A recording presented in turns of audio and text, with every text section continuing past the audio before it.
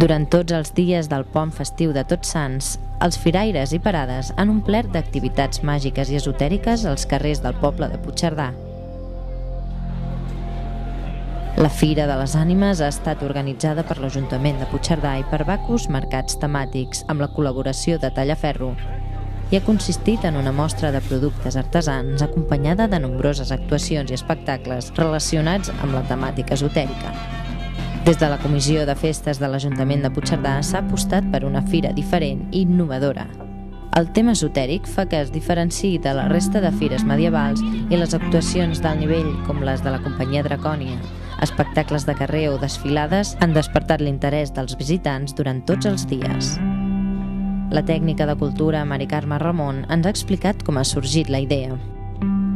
La Fira de les Ànimes és la primera vegada que es fa. Va ser una proposta que els hi vam fer nosaltres a Bacus Mercats i Tallaferro perquè es va vindre a oferir un mercat medieval i nosaltres vam creure que de mercats medievals n'hi ha molts per tot Catalunya i això era una aposta diferent dins d'un cap de setmana diferent que en principi no hi han d'haver-hi o no tindria que haver-hi cap altra activitat en el poble. I llavors es va voler fer la Fira de les Ànimes coincidint amb aquesta nit d'avui, que és 31 d'octubre, que de fet és la nit de les ànimes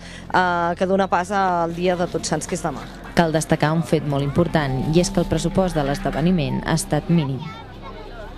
El pressupost de la Fira per l'Ajuntament de Puigcerdà és zero, ja que només nosaltres cedim l'espai perquè facin les parades i els avituallem, diguéssim, de llum, i tot Bacus Mercats i Tallaferro són els encarregats de muntar totes les parades, tot el que és els espectacles, i tot va a càrrec d'ells.